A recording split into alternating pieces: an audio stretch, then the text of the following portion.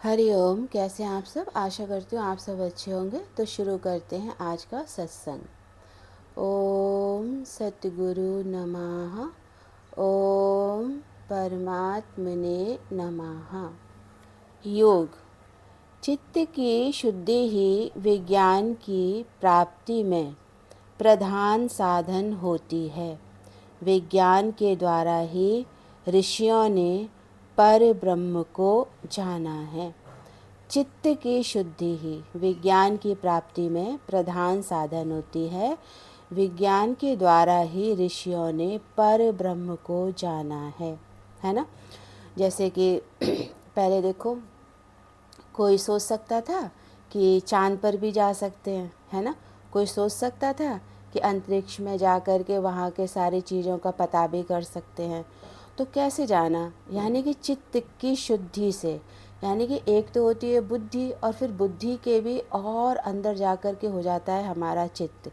चित्त माना जिस चीज़ को बुद्धि से नहीं जाना जा सकता है। अब पहले चित्त समझते हैं। चित्त के हम लोग देखो सत्संग में सुनते तो बहुत हैं, चित्त चित्त, है ना। लेकिन देखो चित्त का कितना एक रूप स्वरूप है। चित्त के 4-5 प्रकार होते हैं। सबसे पहले चित्त में आता है मूढ़, है ना। अब देखो चित्त तो है, माना बुद्धि तो है, पर क्या है, मूढ़ है। माना उसे जल्दी कुछ समझ में नहीं आता है। जैसे कोई होता है ना, वो अपने माँ बाप के आश्रय बैठा रहता है। अरे हमारे माँ बाप है ना, वही करेंगे सब, हमें क्या करने की ज़रूरत है। ऐसे ही सत्संग में ना कहते, अरे गुरु है, गुरु करेगा सब, हमें क्या करने की ज़रूरत है। भक्ति करनी हो, कोई भी काम करना हो, वो सब कहता है अरे बस गुरु करेगा, गुरु करेगा। तो ऐसे क्या होता है, ये मूढ़ होते हैं।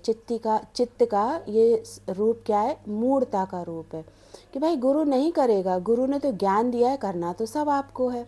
तो पहले तो ऐसे हो जाता है मूड में। चाहे संसार में व्यक्ति कह लीजिए, चाहे आप सत्संगी कह लीजिए। हम सब सत्संग सुनते हैं तो हम सत्संग से ही जुड़ेंगे। फिर दूसरा रूप आता है क्षिप्त का। क्षिप्त होता है वो लालची। वो भक्ति करेगा तो लालच में करेगा कि वो नाम कमाने के लिए करेगा। अब जैसे माना कोई हवन कर रहा है। अब हवन तो उसने स्वयं रखा कि चलो मैं हवन करूँगा, या उसने कोई भी कोई भी आयोजन किया, तो वो क्या करेगा कि सबको बोलेगा ये आयोजन हुआ है, ये आयोजन हुआ है। अब नाम तो उसका है कि वो आयोजन कर रहा है, लेकिन कोई तेल दे गया, कोई आटा दे गया, कोई सब्जी दे गया, है ना, कोई पैसे दे गया व्यवस्था के लिए। तो वो लालची हो जाता है। नाम अपना और काम सारा किसका? काम सारा लोगों का। तो वो क्षिप्त तरीके के लोग होते हैं। अब जैसे सत्संग है, सत्संग किया तो नाम तो हो जाता है सब जो जो ओहदों पर बैठे हुए हैं, लेकिन काम किसका होता है? सब नीचे वालों का। किसी ने कुछ दिया, किसी ने कुछ दिया, किसी ने कुछ दिया, और नाम उसका हो जाता है। तो ऐसे क्षिप्त होते हैं। क्षिप्त लोग जो होते हैं वो क्या होते हैं? लालची हो जाते हैं और नाम कमाने के लिए ही सब करते हैं।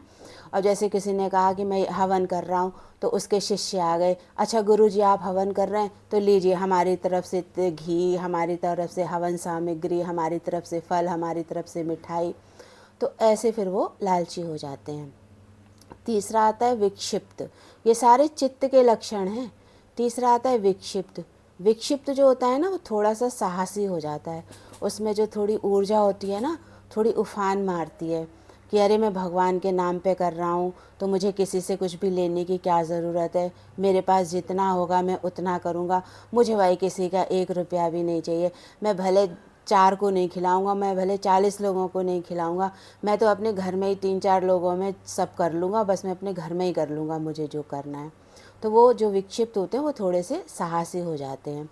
फिर आता है एकाग्र। चौथे नंबर पे आता है एकाग्र। तो जब विक्षिप्त हो जाता है ना कोई भी, चाहे योगी कह लो या आप संसारी भी व्यक्ति कह लो, तो उसमें ना थोड़ा साहस आ जाता है। फिर वो ना धीरे धीरे से इसमें रमा रहता है काफ़ी टाइम तक। फिर ना उसमें एकाग्रता आती है।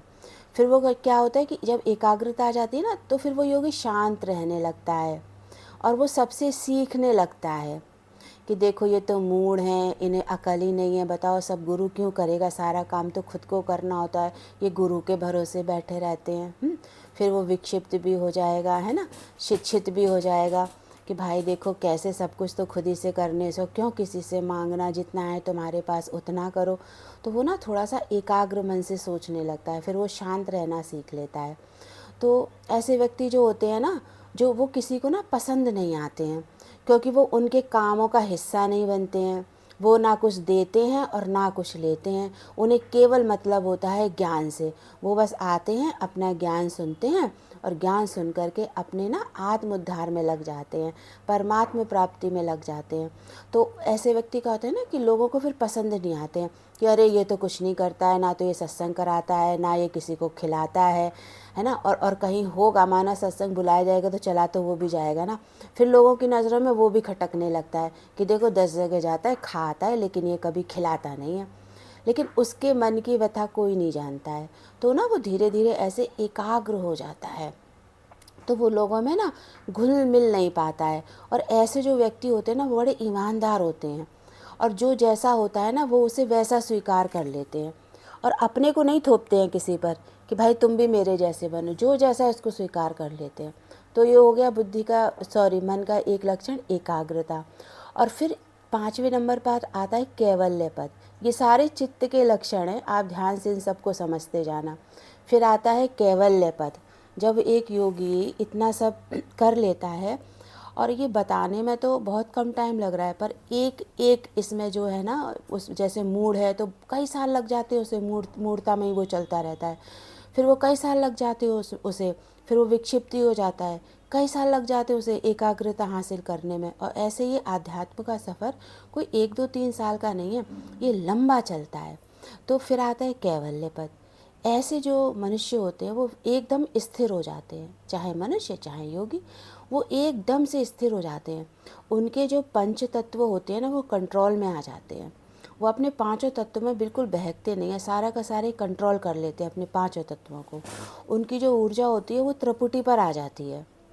और त्रिपुटी पर ऊर्जा आने का मतलब होता है कि वो इतने साहसी हो जाते हैं, और अगर उन्होंने ये सोच लिया ना कि मुझे प्रधानमंत्री बनना है, तो फिर आप समझो कि वो प्रधानमंत्री बन के ही रहता है। तो उसका जो संकल्प धारण करने का जो वो होता है ना तरीका, वो एकदम पक्का होता है। और ऐसे व्यक्ति आपको लाखों करोड़ों में कोई एक मिलेगा जो यहाँ तक पहुँच पाता है, यानी कि जिसकी ऊर्जा त्रिपुटी तक पहुँचती है, फिर वो जो ठान लेता है वो करके दिखाता है। तो ऐसे व्यक्ति जो है वो बहुत ही ज़्यादा सत्यवान होते हैं। फिर वो बहुत ज़्यादा सच्चे हो जाते हैं, वो कुछ भी बोलते हैं ना तो वो सत्य हो जाता है, क्योंकि वो इतने सत्य पर होता है कि फिर समाधि में चला जाता है। सिर्फ सत्य में होगा, वो समाधि में ही चला जाएगा, तो वो समाधि में चला जाता है। वो ध्यान लगाता है तो उसे कोई फ़र्क नहीं पड़ता। अब वो कैवल्य पद में पहुंच जाता है ना, अब वो सत्य को जान जाता है, क्या कि सारा संसार उसने पीछे छोड़ दिया, सब लोगों को उसने पीछे छोड़ दिया। अब वो सत्य को जान गया कि परम सत्य एक केवल परमात्मा ही है। और फिर जब वो परमात्मा में ध्यान लगाता जाता है कैवल्य पद में आके, तो एक टाइम पे क्या होता है कि फिर उसे फ़र्क ही नहीं पड़ता है। वो 24 घंटे चाहे जहाँ मर्जी वहाँ अपनी समाधि में बैठा रहेगा, चाहे डीजे बज रहा हो, चाहे लोगों का शोर शराबा हो, चाहे वो ट्रेन में जा रहा हो, चाहे वो घर में 4 लोगों के साथ में बैठा हो, चाहे वो खाना बना रहा हो, चाहे वो खा रहा हो, वो जब मर्जी तब समाधि में चला जाता है। तो ऐसे जो व्यक्ति होते हैं ना, वो समझ लो आपके वो पूरे टाइम समाधि में ही रहते हैं, वो समाधि से बाहर आते ही नहीं हैं, आ ही नहीं पाते हैं। तो वो ऐसे जो होते हैं ना, वो कैवल्य पद को पा जाते हैं, और उन्हें कोई संसारी जान नहीं सकता, कोई सत्संग वाला भी नहीं जान सकता। कहो आप सत्संग कर रहे हो, वो सत्संग में आपके साथ में बैठा हुआ है और वो अपनी समाधि में बैठा हुआ है, वो तुम्हारी बात सुन ही नहीं रहा है, वो तो अपनी ही परमात्मा की मस्ती में बैठा हुआ है। आपको लगेगा कि अरे ये तो बड़े ध्यान से सत्संग सुन रहा है, ये तो बड़े ध्यान से मौन में बैठा रहता है, नहीं, वो अपने कैवल्य पद पर आ चुका है। तो ऐसे जो व्यक्ति होते हैं ना, वो तब आते हैं, और वो कोई करोड़ों लाखों में वो एक तब बनता है जब उनके पूर्वज या उनके माता पिता, उनके दादा, उनके परदादा, उनकी दादी, उनकी परदादी बहुत ही ज़्यादा ईमानदार होते हैं, बहुत ही ज़्यादा ईमानदार सेवादार होते हैं। माना उसके जो वंश है उसमें मान लो कि 4 6 7 पीढ़ियाँ जब जा कर के बिल्कुल ईमानदार होती हैं, तब ऐसा योगी कहीं पर उत्पन्न होता है, यानी कि किसी घर में जन्म लेता है। जैसे राजा जनक देखो, हम सब राजा जनक का कितना सुनते हैं, है ना, लेकिन राजा जनक की 27 पीढ़ियाँ ब्रह्मज्ञानी थी, 27 पीढ़ियाँ, तब राजा जनक पैदा हुए थे।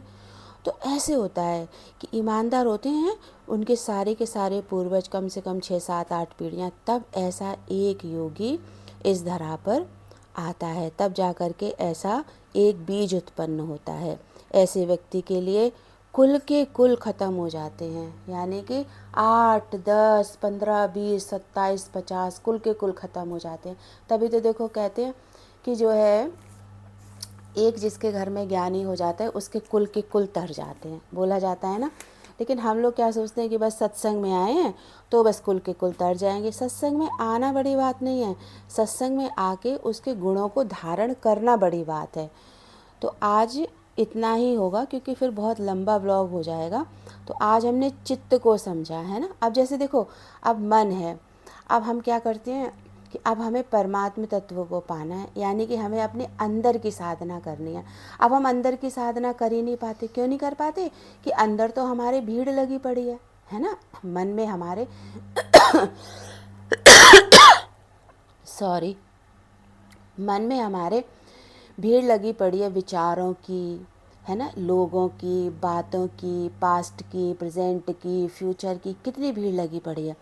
अब जब मन में इतनी भीड़ लगी पड़ी है तो जब मन ही खाली नहीं है तो अंदर चित्त तक जाएगा कैसे वो साधक, है ना। तो पहले तो उसका मन साफ करना है ना। और मन साफ होता है रोज़ सत्संग सुनने से, रोज़ ज्ञान सुनने से, और सुन के अपने में मनन चिंतन करने से। ऐसा नहीं कि सुना है और बस उसके बाद फिर हम घर गृहस्थी के अपने कामों में लग गए। देखो हम सब सत्संग जा रहे हैं, हम जिससे भी जुड़े किसी भी संस्था से, हम सब योगी हैं। योगी कितना बोला जाता है, योगी योगी, लेकिन हम अपने को अभी तक तो हम अपने को योगी नहीं मान पाए। हम तो भोगी मानते हैं। योग से उठे नहीं कि बस भोग में लग गए, भोग में लग गए। जरा सा सत्संग छूटा नहीं, फिर देखो फलाना नहीं आया, ढिकाना नहीं आया, इसकी तबीयत खराब, उसकी तबीयत खराब, अरे आज ये हो गया था, अरे वो हो गया था। तो कौन योगी हो ही नहीं, भोगी हो सब। तो भोग बुद्धि से, अभोग से अपनी बुद्धि हटाएं और सच में जितनी देर भी जाते योग से बुद्धि जोड़ें। और योग से बुद्धि जोड़ करके मन की जो भीड़ लेके जाते हो, रोज ये निर्णय करके जाओ, एक मन की बात हो जो आपको बड़ा परेशान कर रही हो, है ना, जो जो बहुत परेशान कर रही हो, बस ये सोचो आज जाएंगे ना सत्संग, आज अपने इस मन की बात को हम वहीं छोड़ के आएंगे। किसी को बताना नहीं है, सब गुरु के उसमें आहुति दे आओ, गुरु के कमरों में, गुरु के हॉल में जा कर के अपने मन की जो बात आपको बहुत विचलित कर रही हो। ऐसे करके आप देखो एक दिन में उस बात की आहुति से आपका मन शांत नहीं होगा। ये आपको प्रैक्टिस तब तक करनी है, चाहे महीना लगे आपको, चाहे 2 महीने लगे, पर उस बात को बिल्कुल वहाँ आहुति में राख कराओ जला के। ऐसे करके ना धीरे धीरे धीरे धीरे प्रैक्टिस होगी। फिर क्या होगा कि जब एक बात की आहुति करनी आ जाएगी, अब वो काम आपका 2 महीने में हुआ, फिर आप सोचोगे अरे यार इतनी हम बात वहाँ रोज़ आहुति दे के आते थे, देखो 2 महीने लगे, अब 2 महीने लगे, अब थोड़ा सा कम समय में दे दें, कितनी हमें शांति मिली 2 महीने बाद। तो ऐसे करके ज्ञान का जो है योग पकाया जाता है। योग ऐसे नहीं पकता है कि गए बैठे और बढ़िया से सब सुनाए और जो प्रसाद मिला खा लिया और खा करके अपने घर पे चले आए, या कभी प्रसाद नहीं मिला, कभी वाणी रूपी प्रसाद मिला, बस खाया, मुंह पोछा और भगाए अपने घर में। ऐसे योग साधना में बिल्कुल उन्नति नहीं होगी, ये बात आप लिख के ले लो। कोई गुरु आपका मन साफ नहीं कर पाएगा, कोई गुरु आपके मन से कूड़ा नहीं निकाल पाएगा, वो केवल उपाय बताएगा, काम सब आपको करना है। तो चित्त की शुद्धि ऐसे होती है। अब जैसे हमारे एरिया है माना, है ना, देखो एक एक और उदाहरण देते हैं। अब जैसे हमारे एरिया, हम सब जहाँ रहते हैं वहाँ पता चले कि भाई वो प्रधानमंत्री आने वाले हैं। अब बस पता चल जाए कि प्रधानमंत्री आने वाले, फिर देखो टूटी सड़कें बन जाएंगी, जो फुटपाथ है टूटे पड़े होंगे, तुरंत वहाँ पर फुटपाथों की पूरी मरम्मत हो जाएगी। जो बीच में जो रेलिंग, वो पर्यावरण के जो पेड़ वेड़ लगाए जाते हैं, उन सब पेड़ों की देखो कटिंग शटिंग हो जाएगी, अंदर से पूरा साफ़ हो जाएगा। जो उसके किनारे पर ग्रिल लगी रहती हैं वहाँ पर सब पेंट करने लग जाएंगे। पूरी सड़कें एकदम साफ़ सुथरी चकमक चकमक हो जाएगा पूरा एरिया, जहाँ जितने जितने रास्तों से प्रधानमंत्री को गुजरना। और नाले आएंगे या कूड़े के ढेर लगे होंगे, वहाँ पर वो जो हरी वाली जो सीट आती है ना, उनको जो है लगा दिया जाता है कि भैया यहाँ से गंदगी ना दिखे। अब देखो फिर उन रोड पे आप जाओ कितनी साफ़ सुथरी, क्यों? क्योंकि प्रधानमंत्री आ रहा है। तो ऐसे ही हृदय में परमात्मा विराजमान है। उस परमात्मा तक पहुंचने के लिए आपको अपने इस मन का सारा कचरा ऐसे ही साफ करना पड़ेगा, है ना। कैसे पूरे सांसद लोग, पूरे जितने भी लोग सब जुट जाते हैं, भाई सफाई अच्छी होनी चाहिए, जरा भी नाम नहीं आएगी कोई गंदगी थी कुछ था, और गाड़ियाँ आती हैं और साए साए साए साए हॉर्न बजाती निकल जाती हैं साफ़ सुथरे रोड पे, खाली रोडों पर। उनके लिए लोगों की भी भीड़ नहीं होती, सबको मना कर दिया जाता है इतने टाइम से इतने टाइम तक इस रोड पे नहीं आना है। तो ऐसे ही मन को भी तो साफ करना है हमें, कि भाई अब हमारे मन में भी लोगों की भीड़ नहीं चाहिए। और जितना जितना आप अपने मन को साफ करोगे, सुव्यवस्थित करोगे, कि भाई अब एक भी मन में किसी का विकार ना आ जाए, मन में किसी की बात ना आ जाए। मन को साफ करो, मुंह को साफ मत करो, मन को साफ करो बिल्कुल। ये बात पहले, अब मन साफ कैसे होगा, जब हम अपनी बुद्धि में ये बात बैठाएंगे कि भाई कोई भी बात हमारे मन में जाने ना पाए, या बुद्धि जाने ना पाए हमारे मन में, क्योंकि हृदय में परमात्मा विराजमान है और हमें परमात्मा तक पहुंचना है। तो आज की वाणी में यहीं पे विराम देती हूँ, क्योंकि बहुत लंबा व्लॉग हो जाएगा। तो आप लोग समझिए, आज चित्त है, इस चित्त का आप ज़रूर मनन चिंतन कीजिएगा, क्योंकि देखो परमात्मा कहीं बाहर नहीं है, परमात्मा हम सबके अंदर ही विराजमान है। तू करता ध्यान है जिसका, वही हो तुम, वही हो तुम। तू करता भजन है जिसका, वही हो तुम, वही हो तुम। तू करता ध्यान है जिसका। तो आप सब, हम सब वही हैं जिसका हम ध्यान करते हैं। बस उस वही तक पहुंचने के लिए केवल और केवल अपना मन बुद्धि एकाग्र करके इस संसार से अलग होके बैठें और स्वयं की खोज में लगें, तभी हम अपने आप को जान पाएंगे। वरना तो पूरा जीवन यूं ही व्यर्थ में बिता के चले जाएंगे और हाथ कुछ नहीं आएगा। तो मिलते हैं अगले सत्संग में, तब तक के लिए आप सबको हरि ओम।